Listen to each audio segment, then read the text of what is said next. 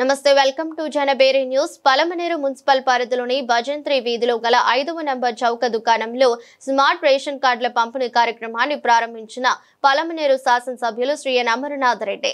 ఈ సందర్భంగా ప్రభుత్వం ఇచ్చిన మాట ప్రకారం అన్ని కార్యక్రమాలను చేయడంతో పాటు ఆదాయ మార్గాలపై దృష్టి సారించి అభివృద్ధిని చేపడుతుందని విమర్శించారు.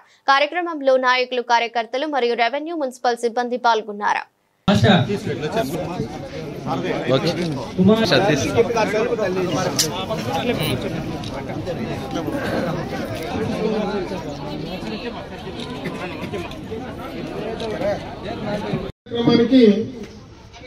ఈ కూటమి ప్రభుత్వం శ్రీకారం చుట్టింది. ముఖ్యంగా రేషన్ కార్డులు అనేది ప్రతి కుటుంబంలో కూడా ఒక ప్రధానమైనటువంటి నిత్యం మనకు అవసరమైనటువంటి కార్యక్రమం. దాన్ని ఒక స్మార్ట్ కార్డుగా రూపొందించి దాని ద్వారా ప్రభుత్వం నుంచి వచ్చేటువంటి అన్ని సంక్షేమ కార్యక్రమాలు ఈరోజు మనకు నిత్యావసరానికి కావలసినటువంటి వస్తువులు కావచ్చు, బియ్యం కావచ్చు, గోధుమలు కావచ్చు, చక్కెర కావచ్చు, రకరకాల నూనె కావచ్చు, రకరకాలైనటువంటి నిత్యావసర వస్తువులు తక్కువ ధరలకు రేషన్ స్టోర్ల నుంచి తీసుకోవడం, అదేవిధంగా పెన్షన్ కానీ, ఆరోగ్యపరంగా మనకున్నటువంటి సమస్యల పరంగా కానీ, అదేవిధంగా మన బిడ్డలు చదువుకుంటే వాళ్లకు రావాల్సినటువంటి కార్యక్రమాలు కానీ, అటువంటి సంక్షేమ కార్యక్రమాలకు అన్నిటికీ ముఖ్యమైనటువంటి కార్యక్రమం ఈ రేషన్ కార్డు. ఈ రేషన్ కార్డు ద్వారా రకరకాలైనటువంటి ఉపయోగాలు ఉన్నాయి. ఈ ప్రభుత్వమే అంటే తెలుగుదేశం గతంలో ప్రభుత్వం, ఈరోజు కూటమి ప్రభుత్వం మొట్టమొదటి రోజు నుంచి వికలాంగులకి అనేటువంటి దాన్ని గుర్తించిందే తెలుగుదేశం ప్రభుత్వం.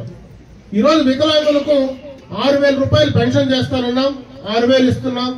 అదేవిధంగా ఆరోగ్యపరంగా సమస్యలు ఉంటే ఎవరైనా క్యాన్సర్ బారినో లేదంటే డయాలసిస్ పేషెంట్లు ఉంటే వాళ్లకు 10,000 ఇస్తారన్నాం, 10,000 ఇస్తున్నాం.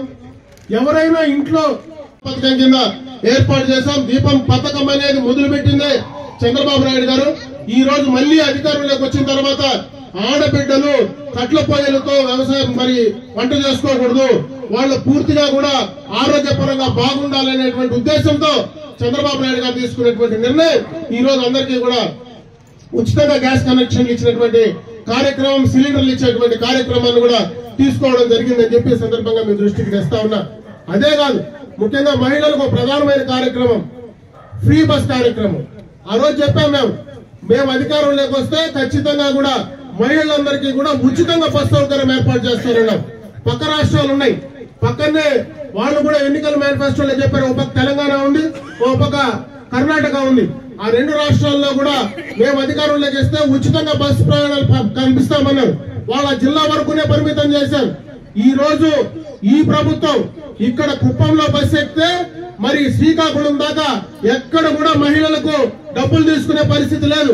వాళ్ళందరికీ కూడా ఉచితంగా కూడా ఈ రోజు బస్సు ప్రయాణం చేసేటువంటి అవకాశాన్ని ఈ ప్రభుత్వం కల్పించిందని చెప్పి సందర్భంగా మీ దృష్టికి తెస్తా ఉన్నా. ఇవన్నీ చేయడానికి దాదాపు 1 సంవత్సరం పట్టింది. ఇచ్చినటువంటి మాట ప్రకారం సూపర్ 6 విజయవంతం చేశాం. ఈ రోజు మీకు చెప్పకపోయినా ఇటువంటి రేషన్ కార్డులు లాంటి కార్యక్రమాలు ఎన్నో చేశాం. మేము ఈరోజు మనకే కూడా పక్కన హంద్రీనేవా కాలువ పోతా ఉంది. గత ప్రభుత్వంలో జగన్మోహన్ రెడ్డి గారు మరి రామకుప్పానికి వచ్చి ఆ రోజు అక్కడ ట్యాంకర్లతో నీళ్లు తోలి గేట్లేసి గేట్లు ఎత్తుకోబోయిన సందర్భాన్ని ఒకసారి మీరు సోషల్ మీడియాలో చూడొచ్చు. మేము అట్లా చేయాల.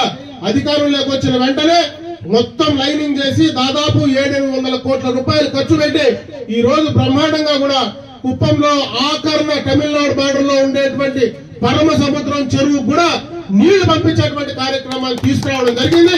దాని ద్వారానే ఈ నియోజకవర్గంలో అన్ని చెరువులు దాదాపు 25 పాయింట్లు మనం ఎక్కడైతే నీటి చెరువులకు లింక్ చేయాలనో అవన్నీ కూడా పూర్తి చేస్తా ఉన్నాం. ఇక్కడ వర్షాలు పడకపోయినా ఎక్కడో